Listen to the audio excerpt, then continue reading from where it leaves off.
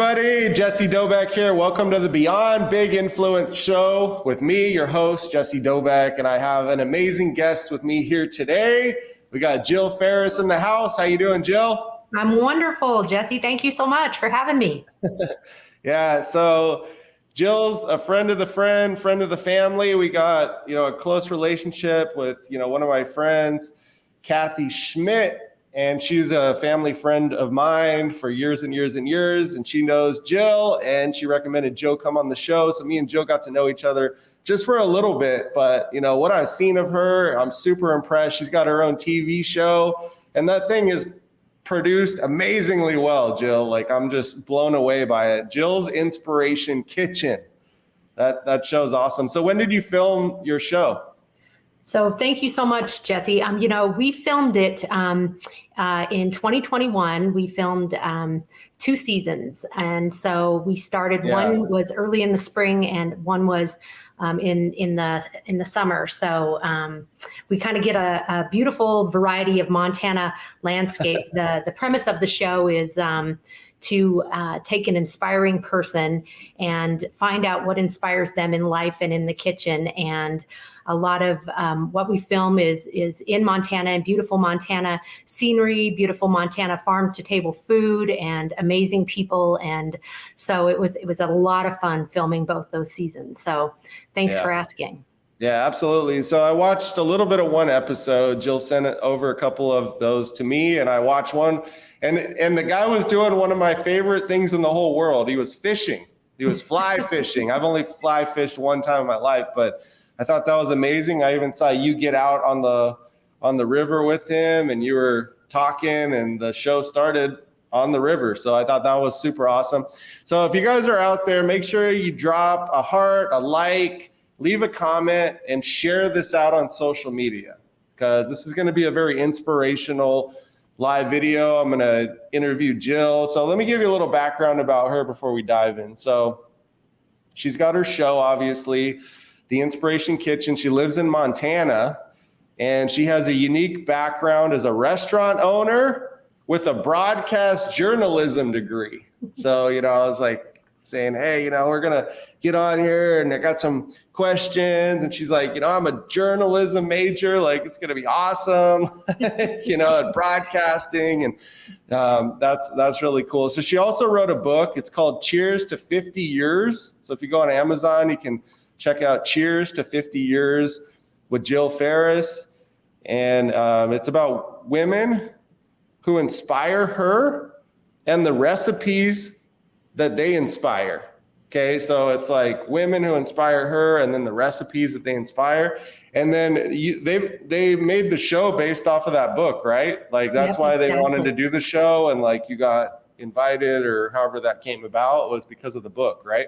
Yes. Yeah. So, those big birthdays, the ones that end in O, you kind of have to do something kind of special. I got one of those coming up. So. Oh, good for you. Okay. Yeah. Well, I had the big 50 coming up, and I thought, I could have a midlife crisis, or buy myself a new car, or I could do something that might honor the people that helped me get to where I am. So I spent about a year writing this book, and took each of the people. This is what it looks like. Cheers to 50 years. And you can see in the back here. So cool. The first one is my mom, of course. And then I kind of took women, and there's some men in the book too, people that had inspired me in my life. And each page will have, a person and then a recipe. So it'll have a little vignette, and then a recipe that person either taught me or was evocative of them, or something we cooked together. And it was a beautiful homage to all these people. And so I spent a full year working on it. My husband learned how to photograph food, and we put on about 10 pounds taste testing all these recipes to make sure they were accurate. So we suffered for our cause. And then when I was ready to publish it and have a party and invite everybody over that was in the book, and COVID shut everything down. So I shared the book with a couple of my colleagues, and they were like, that is a really cool book. It would make a really neat show, kind of like a chicken soup for the soul kind of show with people and good food. And so that's exactly what we did. I found an agent here in Montana, Carla Johnson. Big shout out to Carla. She's also great friends with Kathy Schmidt, who's amazing and a wonderful human being. And Carla helped me to find a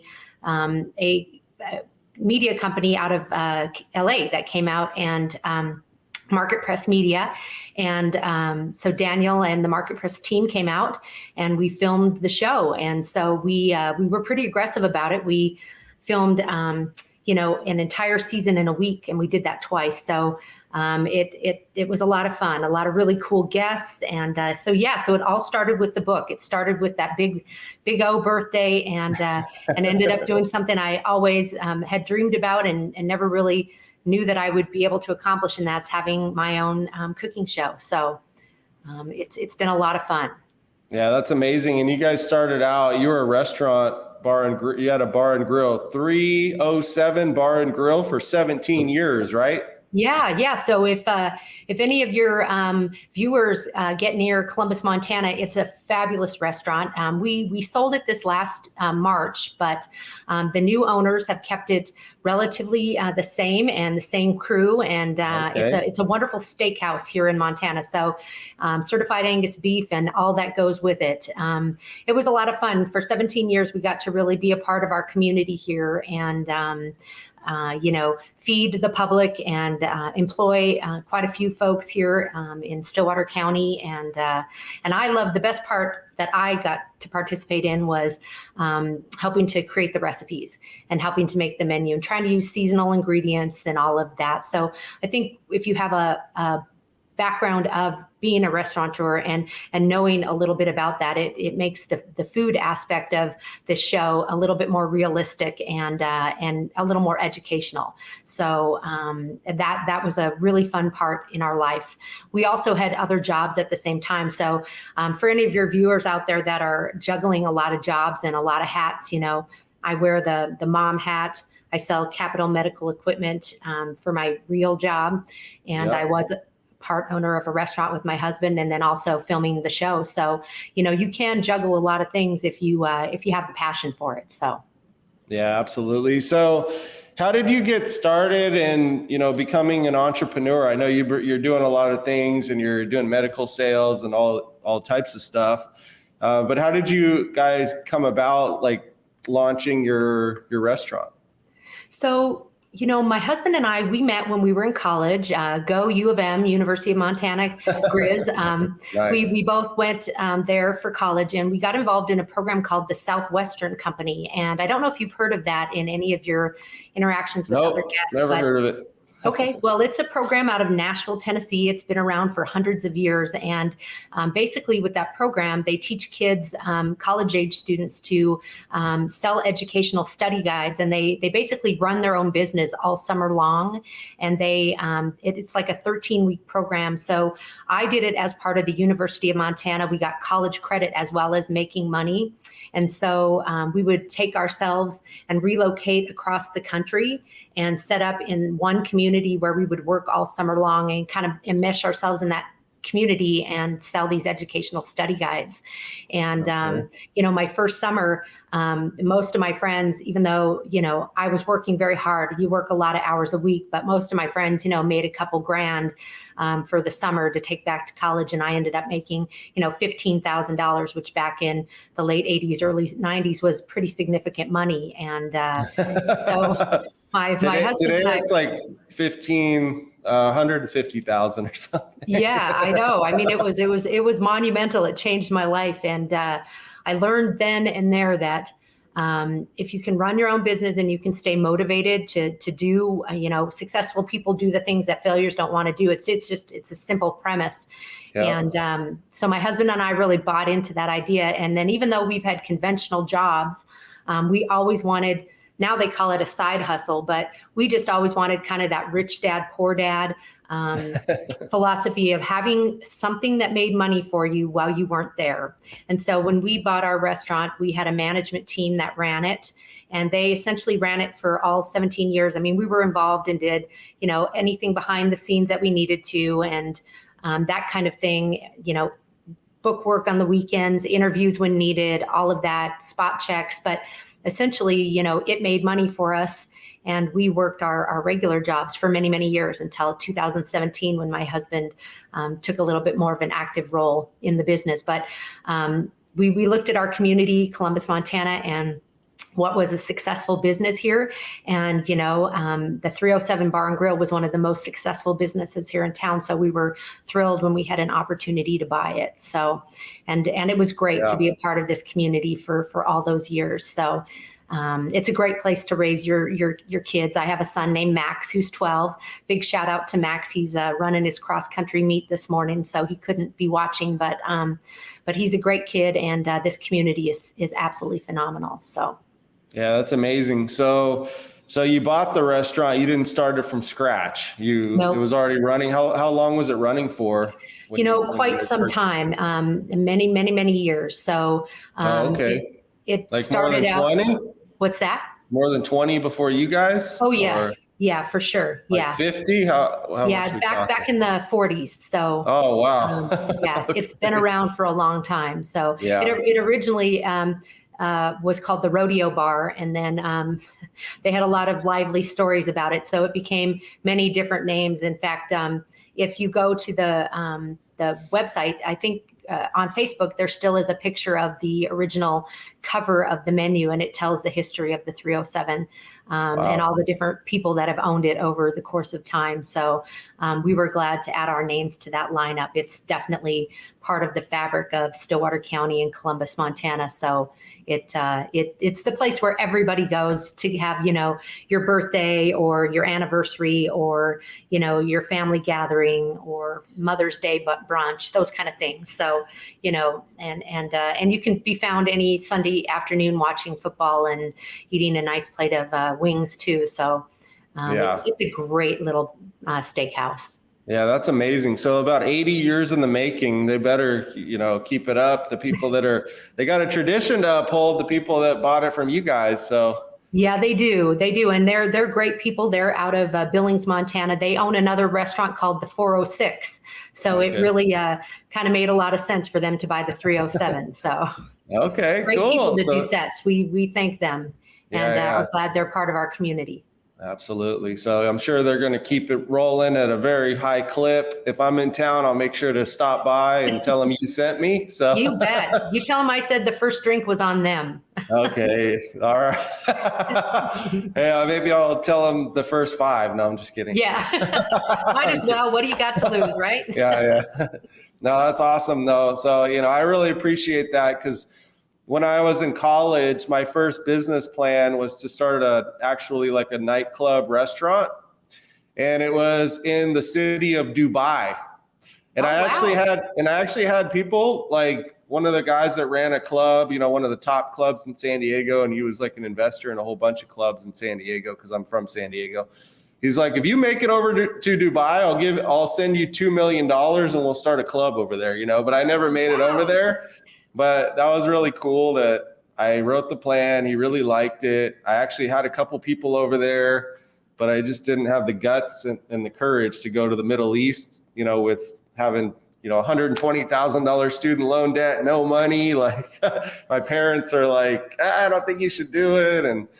But anyway, yeah, being an entrepreneur is an exciting thing. And, a restaurant is a really cool business. So, well, I think everybody's dream at one point is to maybe own a restaurant or to start a restaurant. And I think you bring up a really good point there that most of what a restaurant is not the fun stuff, like the sexy stuff, the menu and the decor and all the cool stuff. I was a waiter for a while, so a couple of years. I think that was the worst job I ever had. I dreaded every single day I had to go in there. Like, some days were great. Some days were like, where's the spoons? Where's this? Like, there's nothing where it's supposed to be. Like, and I need it now. And now what do I do? Like, it's like multitasking on steroids. It's just, and you don't have time. I had nightmares about being stuck at the computer, and I'm getting a table sat, and somebody's like, hey, I need a drink. I can't move. I'm like, I'm stuck. So Yeah, the restaurant keeps moving. You got to be on point. Everybody's got to be clicking. It's a team effort. I mean, it's a definitely not an easy business, you know? No. The employees that we had at the 307 were amazing. And the thing you always have to remember is that it is a business and you have to work the books, and it's all about, profit. Making sure people aren't taking costs and stuff. profits. And yeah, it's like restaurants got a lot of stuff going on, a lot of moving parts. So yeah. But I'm glad that was something that I was able to kind of showcase in my show too. We did one episode with the 307 ladies. And so there were 3 of my employees at the time that worked at the 307 that talked about what inspired them in life and in the kitchen. And 2 were servers and 1 was my kitchen manager. So that's a real cool episode to watch. And it actually is all filmed at the 307. So you get to see a little bit of the behind the scenes there and how a line cook cooks differently than a home cook. So that episode is really fun. Yeah. So how long have you been cooking for? Because you're pretty good at it, I hear. Yeah, I got some skills. I got a little street cred. I never actually cooked in a commercial kitchen myself, but my mom was a really great cook. But I don't know that she really loved to cook. So she had 3 daughters. And so she kind of groomed us pretty early on to be the cooks in the house. I can remember being even in middle school and my mom would work and we'd get home off the bus and she's like, okay, tonight you're making this, that, or the other, and we get our marching orders and we would cook. And, for me, it's my creative outlet. Some people love to bake, some people love to paint, sing, whatever allows you to be creative. For me, it's cooking. And so I don't, even though I wrote a book that has a lot of great recipes in it, it was really hard for me to put the recipe to the paper and to make sure that it could be replicated because I'm kind of more like a little bit of a magician in the kitchen. I like to freeform it, but I would say consistently since junior high. And I can tell you the very first time I knew that I would probably have cooking as my passion all my life was when in home ec they taught us how to make chimichangas, and I made chimichangas with my family, and their minds were just blown. We hadn't had anything quite like that at my house. You probably did growing up in California, but yeah, close to Mexico for sure. Yeah, we had not. And my mom, I think she was close to tears. She loved those chimichangas so much. And so I saw what joy that could bring people. And I was like, this is going to be a fun part of my life. So that's where the passion came from, my mom. Yeah, that's amazing. So who are some of your favorite chefs or you're inspired by? Do you have anybody? I know because they have those cooking shows on like the Food Network and stuff. Do you watch that stuff or is that kind of like, what do you think? Yes, I watch them all. There are so many that have inspired me. I think like if you are, a home cook and you want to try some good recipes besides mine in my book, Ina Garten. How many recipes do you have in your book, by the way? Yeah, there's a lot of recipes in the book. There's over 65. So oh, wow. See, all of these are the recipes. My Aunt Bernie's asking, what should I cook?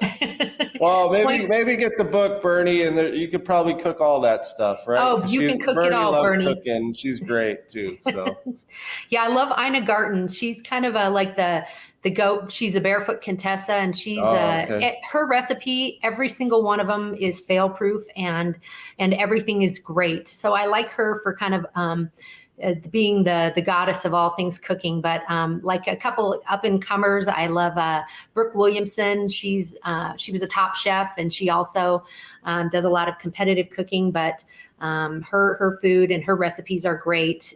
Bobby Flay is always really fun to watch, and Michael Simon is real solid. I love his recipes too. So there's the food scene has just really exploded.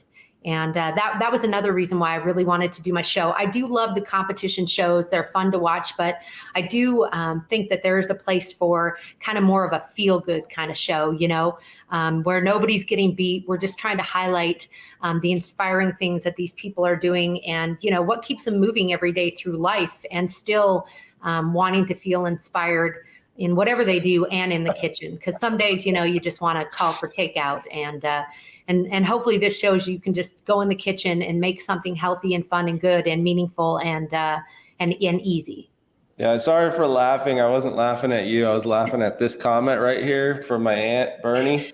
Jesse's a good cook. Yeah, my definition of cooking is go to Costco, get something out of the frozen foods, like where it's kind of like the main thing, and then I go and grab some frozen like organic broccoli and mix it together, and then I go over and get some frozen like shrimp, and I start cooking the shrimp first to get that ready to go. Then I put the frozen thing in with the broccoli, and then I cook it, and then maybe put some eggs at the end to like kind of like, and then I'm making like the best fried rice meal that you've ever had, but I'm not really chopping vegetables and doing dishes and doing all that stuff. I'm just throwing it in there. Well, shortcuts are good. Boom. That's my definition. I'm not people joke and say, I don't think Jesse can cook an egg, but I probably can't, but I just, I still make it and put it in like a bagel or something and eat it. So, I mean, I get by, but, I eat out a lot. Are good. So, yeah. Don't ever apologize for that. That's, you're still cooking.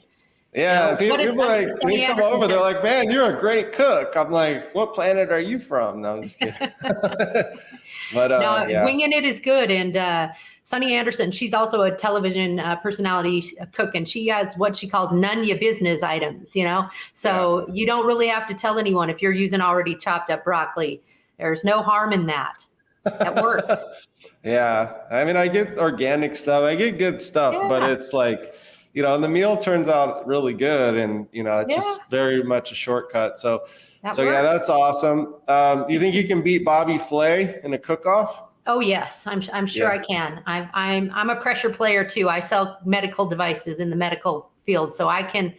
If he invites me on, I'll take him on. We're not. That's not like a negotiation here. We're gonna make that happen. Bobby Flay, if you're out there watching this, I'm sure he is. Yes.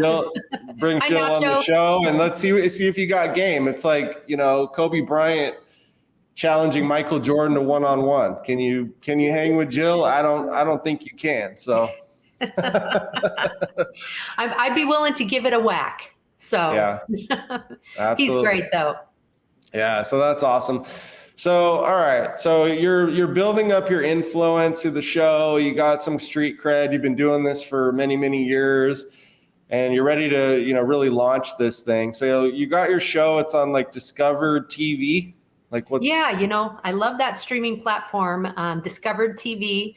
Okay, so this is what it is, right? discoveredtv.com. So guys, check out the show there. You can go there. I couldn't get it here, so I can't show it to you because I'm not on a VPN or I'm in Mexico, so I probably only in the US.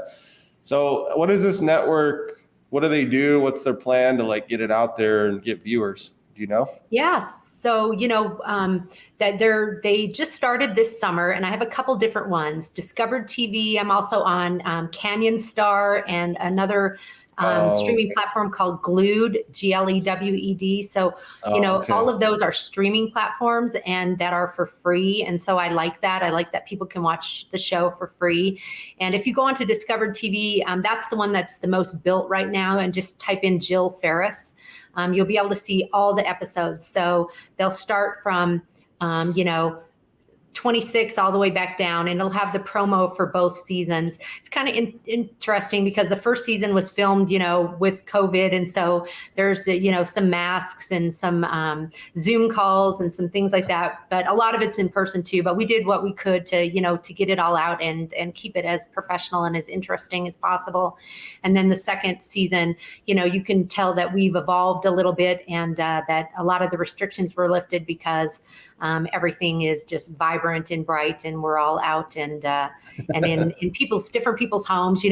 We filmed everywhere from my great friend Jen Hagen allowed us to film in her house in Missoula, which you saw that kitchen, Jesse. Yeah, it's amazing, Mike, and it's just a gorgeous kitchen.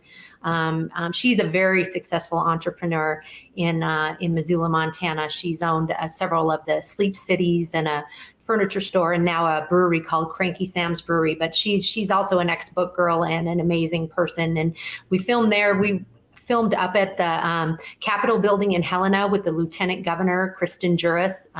She was so kind enough to be on the show with us and made one of her,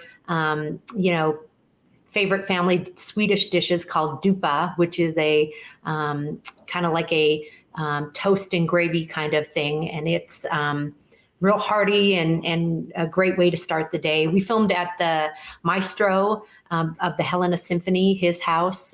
So we were able to do that. We filmed at another real entrepreneurial family, the Larson family in Billings, Montana.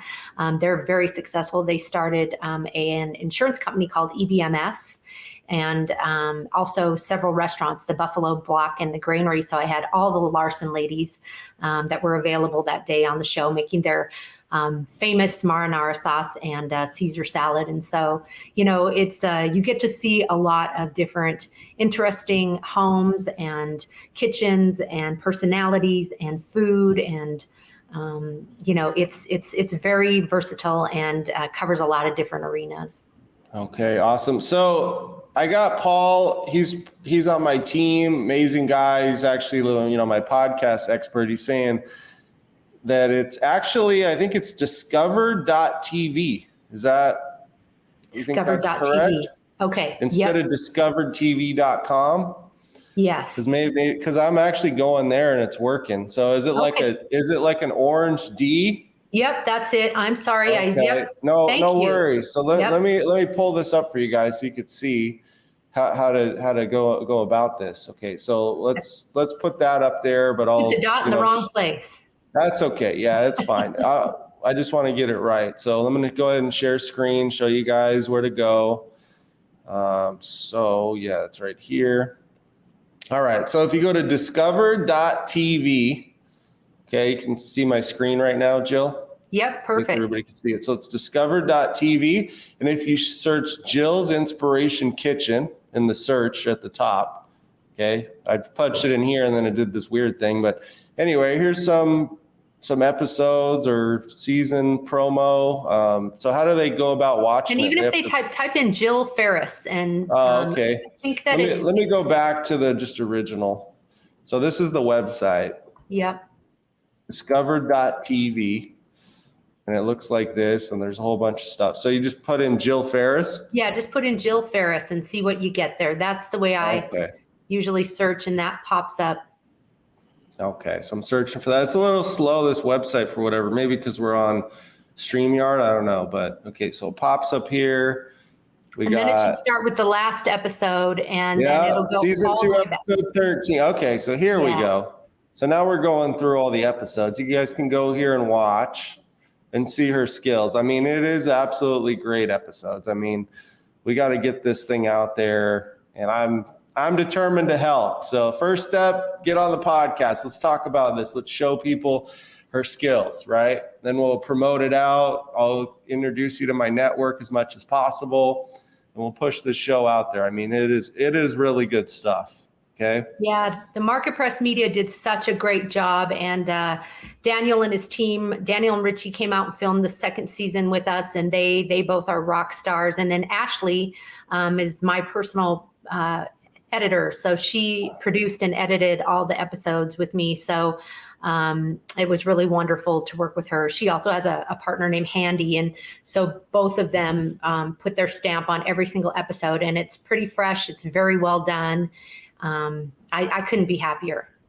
Yeah. Okay. So you guys are watching this a little bit here. Okay. It's got an ad. I'm not going to play the audio for that, but I'll just show you a little bit. This is the episode that I watched some of, and it started out, I mean, they have a good, nice drone shot here. Jill's out there narrating. She's doing an amazing job, putting her skills to the test, telling the story. Then they're getting out on the, they're just kind of showing the highlights there, showing the book, the inspiration of the whole show. They got amazing camera work. They're cutting from thing to thing, a lot of editing work. They got some slow-mo shots here, some food. And then in a minute, she's going to get out here on the river with good old boy, forgot his name, but Mike Willett. Mike Willett, and now they're out here. They're going to be fishing. And these are amazing shots. I mean, you got like a lot of shots, a lot of cameras, a lot of great footage, 4K, slow-mos. I mean, it's really telling a great story. I mean, this is something that I could see on a major network. So what's the process of that now? Like trying to get this show more places. I mean, can you take it? Is it owned by somebody? Can you go sell it different places? Yes. Like what's the plan?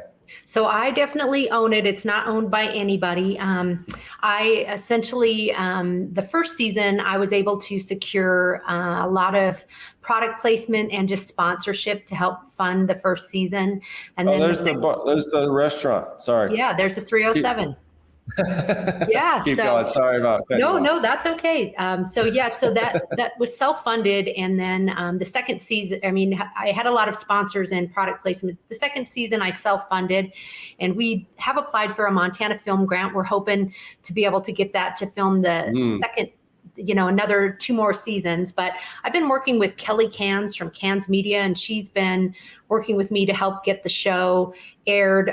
We originally aired here in Billings, Montana on a local TV network, and we're also airing in Western Montana on the CW network.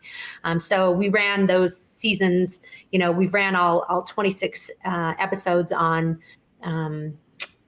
twice. So we've been running them for a year in Eastern and Western Montana. And then Kelly's helped me to coordinate distribution with these national streaming platforms. So right now that's where we're at. And we're hoping we had a verbal positive response from the RFD channel, but we haven't actually seen that come to fruition yet. But so I'm just hoping that somehow, some way, maybe through your podcast, Jesse, somebody will know somebody that can help me to get my show in front of, I'd love to be something like the Cooking Channel or, Dream Channel would be Food Network, but somewhere where, we can get better distribution and more audience and more, more airtime. Yeah, absolutely. No, you did a great job on this. What I would say, just keep producing, maybe do the season 3. Let's get you on some more podcasts. Let's get you in front of, different people. So maybe we can get you a celebrity on the show. I mean, I'm just thinking out loud. Yeah. Let's get Bobby Flay. Let's manifest bringing him on, doing a head-to-head. Who's better? Let's have a judge panel, non-bias. You guys can go do a cook-off. And then, maybe we could get that sharing on social media. Maybe he'll, get some people on that have a social media following that can share it out more. Their specific episode, getting a strategy behind this, because it is really, really well done. You got the whole formula. You just got to keep making more episodes, keep showing. Everybody loves food. I mean, look at this, guys. Like, this is what everybody's. What do you like more than air, food, water? Like nothing. Like, maybe you want a Lamborghini, or maybe you want a luxury vacation, but you don't need that. This is something you actually need it. You're always going to need it. It's always in demand, no matter who you are. And these episodes are great. So you guys got a chance to see a little bit of that. Amazing stuff. Make sure you go here, obviously. And, just search for Jill Ferris on here. You can start watching all the episodes. She's got, how many episodes are there? Like 26 episodes. 26. Yep. Okay, cool. So you guys can go through here. You can watch a lot of really good content, learn how to cook. So you don't got to be like me anymore, guys. Oh, I'm not even showing the screen anymore. I was like scrolling through like I was showing the screen. Sorry. That's all right. But you guys can go back there and check that out.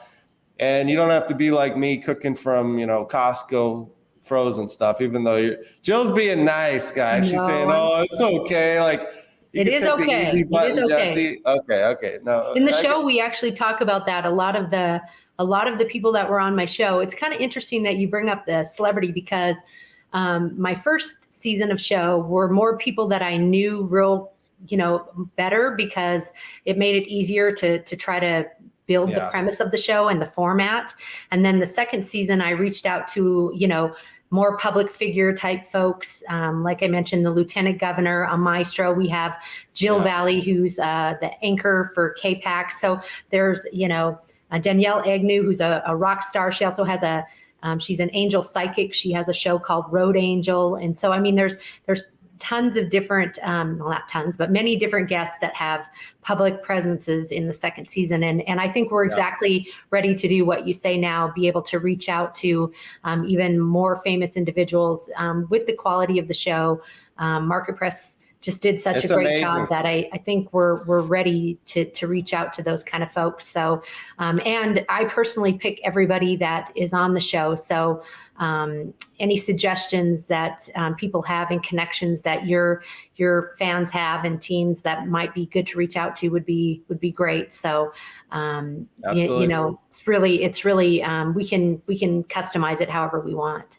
Yeah, well, I was telling you about my friend. She just supposedly got a deal from Sony and 1.2 million. I think I told you it was 2. It was like 1.2 million, 100K per episode.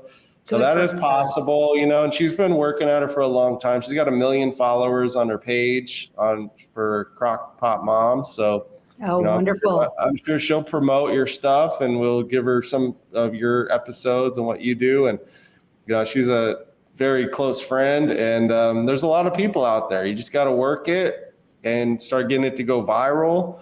But the fact of the matter is, you have like a cooking show / podcast, because you're like bringing on a guest, all these different camera angles. You produce it like as good as I've seen. And, we just need to build up the social media, get the marketing strategy, like just a little bit more stuff to just get the word out, get that first monetization going. Yes. And you're rocking. So you're real close. I mean, this is really inspiring. It's amazing. So everybody support Jill. She's doing a great job. She's providing value to people on a whole different level. So what are some of your favorite things to cook, Jill? Well, I'll tell you. So, Jesse, I know probably all your fans know that you live in Cabo or in Mexico, right? Yeah, most of them do. Yeah. Okay, well, sorry if I spilled the beans there, but Mexico is a really special place to me, and I've been going there every year since 1989, and I loved it so much that before I actually became a medical device rep, in between that Southwestern time and when I, got my real job, I opened up a Mexican food cart before it was even really cool. And it was called Chili and Chili's, and I cooked authentic Veracruz style Mexican food that my ex-brother-in-law taught me how to cook. And so I have a real soft spot for Mexican food, and I like to do it very traditionally, everything from the pico de gallo to the guacamole to in my book here, I can tell you, I got a couple different things in here that people would love to try. Our shrimp tacos are amazing. There's anything that. What about ceviche? Ceviche is great. I love to cook ceviche. Salsa ranchera's in there. All of those things are fun, and you can experiment so much with ceviche. You can do anything you want. You just have to remember that you cook the protein in the lime juice and make sure you cook it for long enough. Then you can add any vegetables. But I'll tell you, I have a secret is that I love appetizers. You probably, I'm dating myself, but there used to be a movie called Mermaids, and Cher was in it, and all she ate were little finger foods and little appetizers. And if I could have my way all my life, that's probably what I would make, is like just little appetizers, fun little appetizers, and have like 5 or 6 of them at every meal, but it's probably not going to happen, but that's kind of some of the things I love to cook. So definitely Mexican food. Sounds good. I can't wait to try your stuff. Yes. How about you? What are some of your favorite things? It sounds like stir fry and some of that. My favorite cooking is to go down the street and buy some sushi. I'm right there with you. I could eat sushi every day. Yeah, I feel like, for me, it's like throwing something in the oven, like a pizza, or I cook salmon in the oven. So I put so I just want to give people a little background, because I do have a friend who studied cooking, and he wanted to get a culinary degree, and he was, cooking in the Navy. That's kind of how he got started doing it. But he would come home, he said, if you put butter, onions, lemon or lime, salt, like there's certain things that you could put on any food and it'll automatically like make it taste better. Yes. And, there's just like, I just kind of learned those like couple things, and, just kind of like make sure I'm doing like some of that with it. And it usually turns out pretty decent, as long as it's like, you're cooking, I'll make like a sauce and then I'll throw something in there, like just chicken, and cook it inside of there, or, marinate it with that stuff in there, the garlic, the onions, the butter, and I don't really eat a lot of butter. I more like use like oils, like avocado oil for cooking. It's what I tend to use a lot. And that seems to work in place of butter, because I don't really do that, even though like he was all about that all the time, but It's a restaurant secret. Lots of butter. Yeah, lots of butter. I think salty, sweet, acid, heat is what he's referring to, and that's it. If you can have a component of that with all your food, you'll usually be pretty successful. But it's kind of fun too, because you get to experiment with a lot of different things. Like if I'm answering your question too accurately right now, I would say we do a lot of smoking in our Traeger. We have a Uni pizza oven, and we love to make pizzas in our Uni pizza oven. There's a lot of different ways that you can transform your food. In fact, one of the episodes I cook with a dear friend of mine, Shauna Jolland, and we are out on the smoker and the grill. So we cook, chicken on the smoker and then also on the grill. And so you kind of show two different modalities for the same protein, and you end up with two totally different types of meals, so you can have a lot of fun in the kitchen. But, the show for me is, in real life, you get into a habit, right? You kind of have those things that you're comfortable cooking, and you cook that which and you kind of, you get into certain familial habits. But I loved that the show kind of made me branch out and cook things that I wouldn't normally, think of cooking, like focaccia bread. My friend Jen Hagen taught us how to make focaccia. I've seen it and I love to eat it, but I've never tried to make it. Mm-hmm. Alan R. Scott, our maestro, taught us how to make homemade cannoli. I've never thought of trying to make homemade cannoli and would be afraid to try to do it, but he made it very approachable and easy, and you get some good ethnicities like Danielle Agnew, the angel psychic. She taught us how to make prosciutto and peas, and in a totally different Italian format that I would have never done, by keeping the prosciutto in big chunks and cubing it, whereas normally you see prosciutto in a real thin wafer type, application. But there's the recipes in the show, which are all on the website, are all very approachable. They're easy to do, but they might actually help your viewers, expand their repertoire, because they're doable and they're interesting because they all mean something.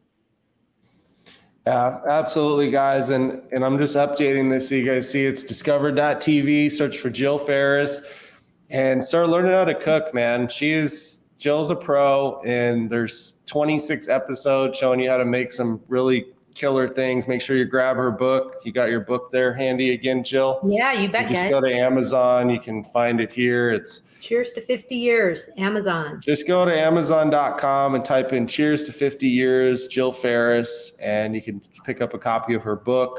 There's how many recipes are in there? There's over 65, and they're in color, and that's like get her book, 65 recipes, and then watch, and she'll show you how to cook all of it. Some of it, right? 26 things, or how many things are you showing them on the show? Oh, there's more than that, because some of the guests, put multiple things in an episode. So there's, you're going to have well over 100 plus different recipes from me between the cookbook and the show. So there's lots of things that you can cook. And at the end of the day, it really is about these inspiring people. I take away something from every single person that is on my show and that I interviewed. You know, I consider it kind of an interview while we're there, because they're all just, you know, they're everyday people, but they're amazing in their own right. And each of them was brave enough to take some time out of their life to come on my show and cook in front of, you know, my audience and share, you know, how they feel on a daily basis, and, you know, what challenges that they overcome to keep going every day, and then share some meaningful food. So, you know, there's a lot of levels to this show and a lot of inspiration that you can find, because you know, it's a lot of fun. And the cookbook is also, you know, great, inspiring reading, and it's very affordable. I priced it at my birthday. It's $19.70. So nobody's going to break the bank getting my cookbook. So very affordable. Well, you got at least one buyer. Yay, Bernie. Will pick up a copy. I mean, she needs it. And, you know, I think more people, and I know my mom will pick up a copy. I think she buys everything from anybody that comes on here. So you'll at least get a couple sales. So, you know, probably a lot more than that. There's, you know, people out there that need what you have to offer. I do want to ask you about this. I think it's really important. You know, the relationship between food and family and health and happiness and mental, you know, there's a lot of like mental health things going around now. You know, we got some challenges in the world. So how is this food and everything that you're bringing really going to help people? I mean, as far as their overall like rounded life. Well, I'm so glad you asked that, because I've thought a lot about this over the last couple of years with the pandemic. You know, I think especially in times of stress where people feel like that they can't control things. And, you know, right now, even though we may have a handle on COVID, the economy, there's things that you just feel like you can't control. If you can dial down to a controllable, and especially a controllable that brings you joy. And just like you said earlier in the show, food almost always brings us some form of joy, right? And family should be your safe place. Although, you know, sometimes at Thanksgiving it doesn't feel that way, but, you know, at least your immediate family. And you know, it's just a way that you can slow down. You can do something that's not that hard. You can control it. And you know, how you spoke a little bit earlier, you've switched to avocado oil, those kind of things. So we give a lot of healthy tips on the website and in the recipes for substitutions and stuff. So you can control the amount of salt, you can control the amount of fat, and everything in all of these recipes. And what better gift to give your family than a good home cooked meal or an item? It shows how much you love it. You can customize it and make it as healthy as you want. And I think it gives you some control. And it also is always very rewarding from a mental health standpoint to do that. And rather than just, you know, drive to McDonald's or, you know, go hit some fast food and just eat.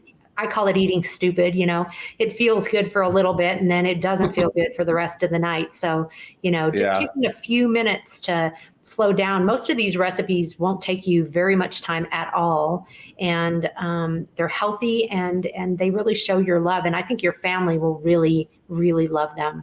So I think it's all connected. And I think especially in times of stress, and also, you know, financially too, you're gonna be able to cook yourself a home cooked meal, hopefully more affordably than you can eat out. But yeah, and you don't know what they're gonna put in there too. I mean, the chefs and the waiters, I mean, they're in a hurry, so they're putting like, you know, stuff on your food potentially. I mean, now you can control what you're putting in your body, and whatever's coming in your body and your mind functioning off of this. It's really important for success. Yeah. So I think, you know, it's really important to kind of get this part of your life right. It's something that, you know, I've taken a shortcut too many times, and I need to kind of slow down and do that. And yeah, what also, like for you, have you consulted with people on like how to cook? Do you help people have you ever gotten paid from somebody, like, you know, you cook for somebody, or your personal chef, or did you ever done anything like that? Or is it strictly the restaurant and now the cooking show, or was there any other like ways that you've monetized your skills? Well, I did do a couple of dinners for people that bid on specific fundraisers that I was supporting at the time. So I have done that, and I'd be happy to do that. If anybody had any interest in that, I'd be happy to consult in that arena, because I do have a lot of experience with it. I know how to cook healthily, and I know how how to do it affordably as well. So I'm open to that. Yeah, absolutely. So, I mean, me and Jill are just getting to know each other, guys, but she's amazing. I'm really excited to work with you in some ways, Jill, because I know you have a lot of value to give the world, and you should be getting paid a lot of money for what you do. And, so I help people kind of like build up different offers, like get enough people that are interested, and then now just start charging them individually for maybe, a group of one-on-one people that are going to pay you a lot of money, or you do some group coaching or consulting, and you start getting, 100 people that are willing to pay, even $100 a month. And then you just start showing them how to cook, and they're just getting, every week they're getting like, you're going through like a training program to cook something. Yeah. So these are a lot of fun. Yeah. Yeah. So like what you're doing is great. I think it's a good jump off point, and, it's amazing. And, I'm just going to be out there doing everything I possibly can to help you. So, well, I'm so grateful, Jesse. Thank you for that. And I love hearing all the ideas. And I do think we have a great framework, to build the brand. And it's just now we're at that point where we can start to do that more. I've been grateful because my real job, once again, is selling capital medical equipment for a great company here. And I love doing it. And they've been very, very good to me and allowed me to kind of do this on my own time as a side hustle. But, to be able to build that into something that may be eventually my full-time job would be really, really a great deal in the future, so that gives me something I could do all my life. Yeah, absolutely. Well, you have a lot of skills. Retire from a passion, right? Yeah. If you love doing what you're doing, it's not even work, and that's what, I really like when people come on and they understand that, because, some people are doing things that they absolutely dread. They wake up like, I don't want to get out of bed. Oh my gosh. Like they're sitting there for like 10 minutes. If you're jumping out of that bed and you're like, dude, I'm going to like do what I love. Like I've seen people create like a YouTube channel where they fish every day, because, I go back to the fishing thing. They fish every single day. You can tell they love it. I mean, I don't know if it's good for their skin, because they're like, how are you going to fish every single day, like for like 3, 4, 5 hours? And, then they start getting these like marks on their face and stuff. But some people, they'll make $1 million businesses out of it, and they're 20 years old. I mean, so it really is cool when you see that. And, there's a lot of ways to monetize, your passion. So, I'm here to support you. I think you're great. And, I can't wait to see the show. Just like, keep taking off, and I'll do everything I possibly can to help you. So yeah, guys, anything you guys can do to help Jill get the show out, make sure you share this out so more people can learn about it. And I'll put the link up there one more time. Just go to, this is it, discover.tv, and then search for Jill Ferris. So her name is spelled. JillsInspirationKitchen.net is the website. Oh, and that's for all the up there too. Yep, all the recipes will be there. It's kind of funny that you said that about the passion, because I was talking to my husband this morning about this, and he and my son Max were on one of the episodes on season 1, and Chad said, "Boy, when I finished that episode, I was just so tired." He goes, "I'm just exhausted. I couldn't believe how you did all those episodes in 1 week, and I looked at him and I said, it was so much fun." It's passionate, and I really enjoy it. And I like your fishing analogy, because my buddy Mike Willett, that was on the first show of season 2, that's what he would do every day. If he could be out, he'd be out fly fishing. And in fact, in his show, we actually cooked elk backstrap and morel mushrooms that he had caught his own game and found his own morels. He foraged them, so that everybody has a different passion in life. And, but if you can just even harness a little bit of what somebody else has and be able to experience, how much more rewarding and rich will your life be? So. Yeah, 100%. Mhm. Yeah, I think everybody should take inspiration from this. You know, it's a Beyond Big influence show. You're influencing a lot of people in a huge way, Jill. This is only the beginning of your journey and story. And we're going to push this out. Make sure you guys share this out, get some more viewers. And, we're going to, this is just the live segment. We got some people tuning in. We'll punch it out there to thousands more people. And as I build the show up bigger and, we bring on the celebrities and stuff. And Kathy Schmidt's out there. We got to bring on some of your people. And, Yes. she's bringing Jill, Yay, we'll build Kathy. it up. Yeah, she's doing a great job and helping out. I love saying a lot of working cool stuff. Kathy with Young Living. I should give a shout out to her for that too, because a lot of the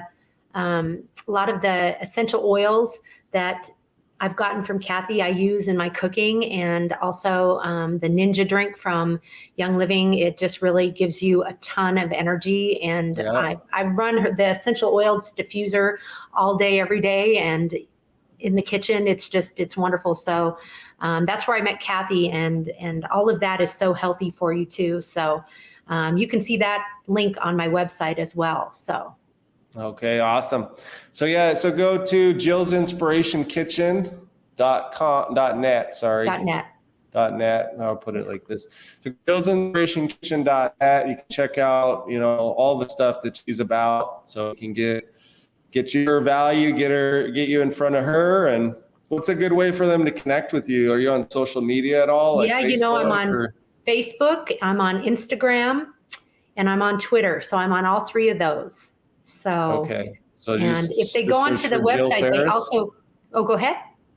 You just search for Jill Ferris on there, or you said go to your website and find Jill's Inspiration the link? Kitchen or Jill Ferris. I think it pops up for both of them, but the website has all the links to each one of them. And if you sign up on the website, you also will get a direct email will come to me, and you can be part of my, subscribers as well. So. Yeah. So reach out to Jill. Maybe you guys can get in touch, and she'll teach you some things about cooking. And she is really expensive, though. I got to warn you. So when you reach out, no, I don't. I have a feeling they can afford it for now. Okay, for now. So make sure you get in, because their prices are going up. She's about to blow up, and make sure that you take advantage of that, so you can learn some really cool cooking techniques for at home, so you can make your life a much better place. And who doesn't want great food every single day at all times? And I'm excited to learn from you, Jill. I mean, this is really, really exciting. I'm honored to have you on the show, and I'm excited for what you're going to be doing with this, everything that you got going. So it's really cool. I'm excited to be on your show. Thank you so much. It's a huge platform to be able to access, and some new people to be able to influence. So I certainly hope that they'll share and get the book. We're hoping to put together another cookbook soon that would have all the recipes from the shows. So and a little bit about the behind the scenes on the show. So that will be a real interesting book too. We'll have photos and different things that weren't seen in the show, kind of bloopers and other things that are going to give that book some very interesting content. So we're hoping to work on that here in the next year. So look for that. Okay. I'm excited to see what you create. I mean, working with Brendan Burchard over the years, I know we, mentioned him yesterday, and he always, at his event, he always said, say it with me, I'm a creator. So, I mean, you're creating amazing things.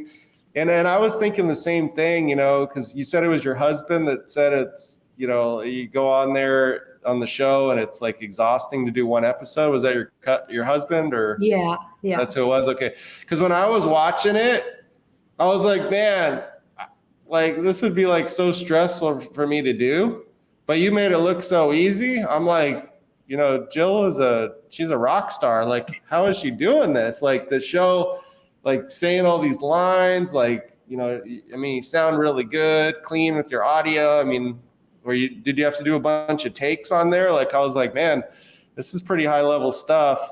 I would be stressed out of my mind. I'd probably be like your husband, like thinking about it. Like, what is your thought process? Like, Can you share with the viewers about how you were able to do the show as good as you did it? Yeah, you bet. So that background of watching a lot of cooking shows, I do think helped me because I kind of knew what kind of format I wanted to do, but organization is key to making this happen, especially as aggressively as we shot it, which I think is probably pretty unheard of. But my husband, Chad Ferris, and Jill Janeski is a personal friend of mine. She also helped out on the shows to help get everything organized. She's a real foodie and has an eye for, great aesthetics. And so her input really meant a lot to me. But we basically, for every episode, we'd have a list of everything that we needed, all the food, anything that needed to be prepped,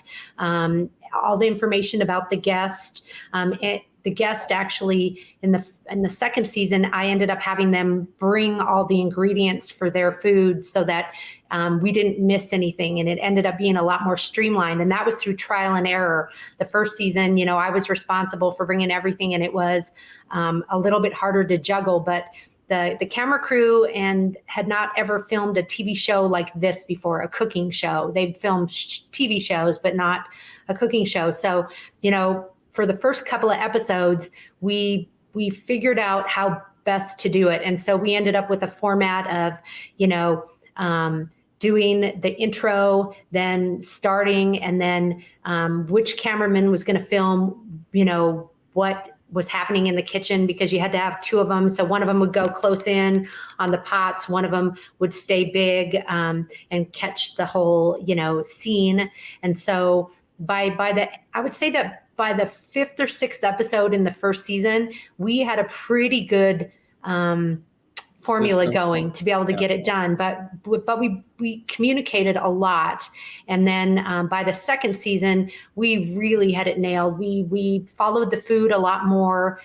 We did a lot more B-roll, which is, for those that don't know, B-roll would be like if I'm bringing Mike Willett on, you saw those shots of his family and him out in the yard and him fly fishing and him working at Cisco Food Services, which is a great food distribution company that we worked with all the years that we owned the restaurant. In fact, Mike ended up, I think, pursuing that job because of our relationship with Cisco. So love those guys. But, we learned the format, and then we pretty much stuck to it. We tried not to get too crazy, but to give ourselves enough B-roll to fill in times when we needed it, and to really follow the food, and then to just make sure we double checked always all the little details like audio and lighting and, all of those things that are key to putting together a professional program. So I'm grateful to my team because organization, communication, following a format, and giving yourself enough material to be able to edit it properly were our keys to success. Yeah, that's really amazing. So if you're out there and you're looking to build your own show, that's something that Jill can help with too. Yeah. Put you in touch with Carla, my agent, and I'm happy to share any insight that I have, because we all learned this on feet on the street, just trial and error. But if I can do it, anybody can do it. And it's just so much fun and so creative. There's lots of opportunities out there for anybody that wants to put together some content. Yeah, absolutely. Well, content like this, don't you think, Jesse? We need some positive content. Yeah, we need really good people making good stuff, creating amazing things that give value to people. There's nothing negative about what we're doing. This episode, what you're doing with the food, and there's people putting out negative content and making money off it, getting huge viewers because some people that's what they like. But and there's a lot of bad people out there. But this is really positive. So that's what I love about what you're doing, and needs more positive people sharing positive stuff. And, it builds a more happy environment. So it really is good and, positive. Yeah, life is meant to be lived. And And then we should get out there and seize our dreams, follow our passions. I mean, really look at you. You're doing your dream and your passion, and Absolutely. and I am too. And I think it's so rewarding, and it brings so much to your life, and it gives you something to just look forward to every single day. So absolutely.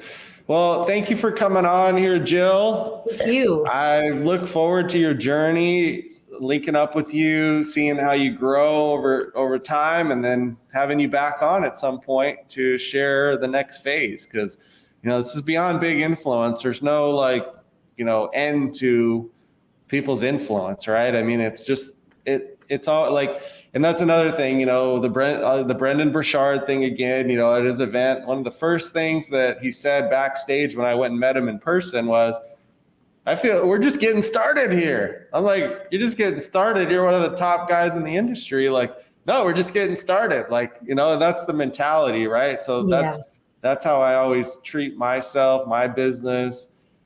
And, I'm sure you do too. And, we'll just keep showcasing the growth. I mean, and what's happening. So, it's really an honor to have you. I mean, it's been great. I've enjoyed my time here. It's, we can keep going.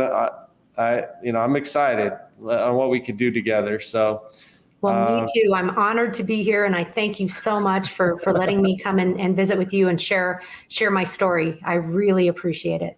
Yeah, absolutely. Is there any last words before we end it here for this episode?